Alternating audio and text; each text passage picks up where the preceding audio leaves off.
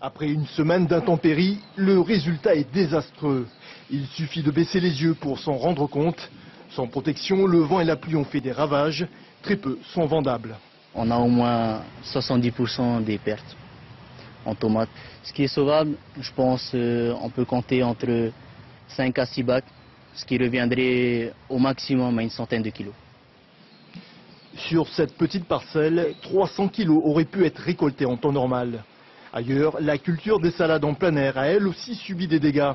Malgré le retour du soleil, les traces des intempéries sont bien visibles. Désormais, un tiers de la production doit être jeté. Je suis dévasté, tout simplement.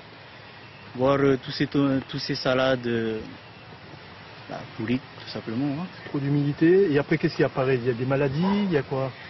Surtout des champignons, beaucoup de taches. Et la salade devient invendable.